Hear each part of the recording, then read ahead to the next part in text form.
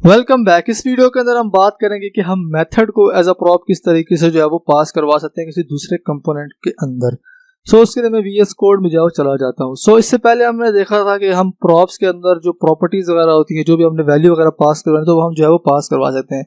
इसके अलावा अगर हमने फंक्शन पास करवाना है तो वो भी जो है हम इजीली पास करवा सकते हैं। लेट्स से कि मेरे पास यहाँ पे दो कंपोनेंट है, एक हमारे पास है पेरेंट कंपोनेंट और चाइल्ड कंपोनेंट।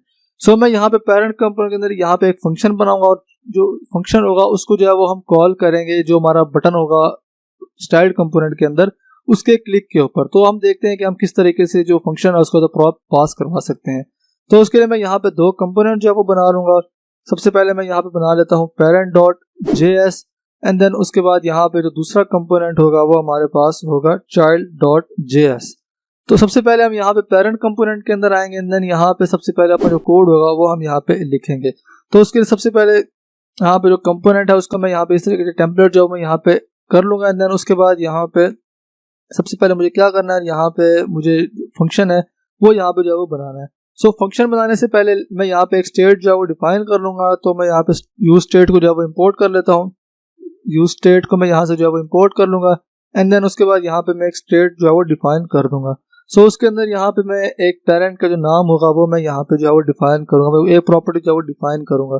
तो मैं यहाँ पे कर लेता हूँ डाटा एंड देन उसके बाद यहाँ पे सेट डाटा मैं यहाँ पे जो है वो कर लूंगा एंड देन उसके बाद यहाँ पे यूज स्टेट एंड देन इसके अंदर यहाँ पे जो ऑब्जेक्ट है मैं यहाँ पे पास करवा लूंगा और यहाँ पे मैं लिख लेता हूँ पेरेंट नेम, मैं यहाँ पे जो है वो लिख लेता हूँ। Parent name and then parent name के अंदर जो वैल्यू होगी वो यहाँ पे सिंपली होगी पेरेंट एंड देन उसके बाद मुझे यहाँ पे फंक्शन बनाना है। तो मैं यहाँ पे फंक्शन जो है वो बना लेता हूँ।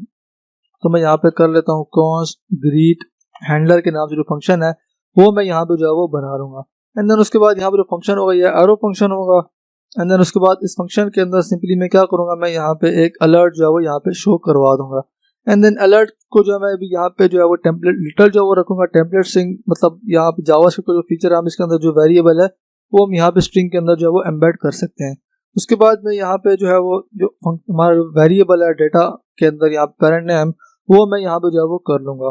तो मैं यहाँ पे कर लेता हूँ डेटा एंड देन उसके बाद यहाँ पे पेरेंट नेम। इस तरीके से जो फंक्शन है वो मैंने यहाँ पे बना लिया है।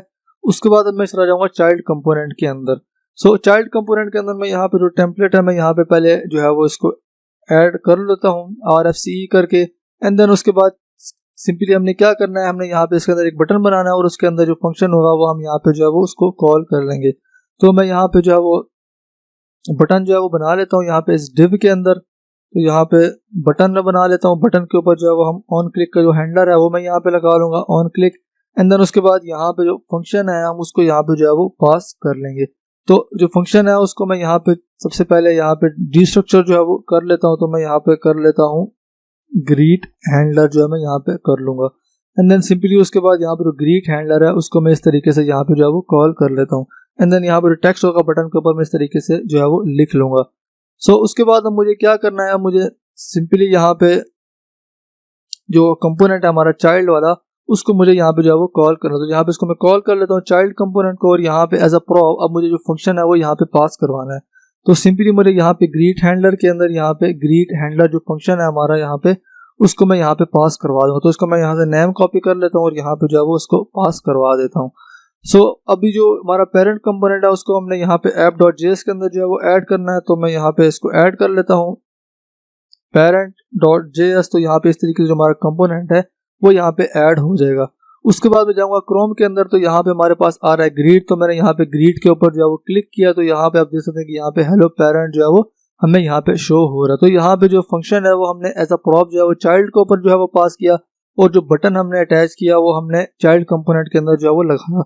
और अब हम क्लिक कर रहे हैं चाइल्ड कंपोनेंट के बटन के अंदर जो फंक्शन है वो हमारा पेरेंट वाला जो है वो रन हो रहा है। इसके अलावा अगर हमने यहाँ पे जो फंक्शन को हमने यहाँ पे कॉल किया है तो अगर हम यहाँ से कोई आर्ग्यूमेंट जो है वो पास करना चाहते हैं तो वो भी जो है वो हम करवा सकते हैं। तो उसके लिए हमें यहाँ पे जो फंक्शन कॉल है उसको हमें यहाँ पे एरो फंक्शन के अंदर जो है वो कन्वर्ट करना पड़ेगा और उसके बाद यहाँ पे जो है वो हम इसके अंदर कोई भी जो आर्ग्यूमेंट है वो हम यहाँ पे जो है वो पास करवा सकते हैं। तो मैं यहाँ पे पास करवा लेता हूँ चाइल्ड एंड देन उसके बाद यहाँ पे हमने इसको जो है वो रिसीव करना है। तो उसके लिए मैं यहाँ पे वेरिएबल जो है वो बना लेता हूँ चाइल्ड के नाम से एंड देन उसके बाद सिंपली मैं यहाँ पे लिख लेता हूँ फ्रॉम और यहाँ पे जो चाइल्ड का वेरिएबल है उसको मैं यहाँ पे जो है वो कॉल कर लूँगा। तो मैं यहाँ पे इस तरीके से उसको कॉल कर लेता हूँ एंड उसके बाद मैं यहाँ पे क्लिक करूँगा बटन के ऊपर। तो यहाँ पे आप देख सकते हैं कि यहाँ पे लिखा हुआ है हेलो पेरेंट फ्रॉम चाइल्ड, मतलब कि हमने यहाँ से चाइल्ड के अंदर से एक वैल्यू जो है वो यहाँ पे पास कर दी पेरेंट के अंदर, जो वैल्यू है वो हमें दोबारा से इस तरीके से यहाँ पे जो है वो शो हो रही है, हेलो पेरेंट फ्रॉम चाइल्ड।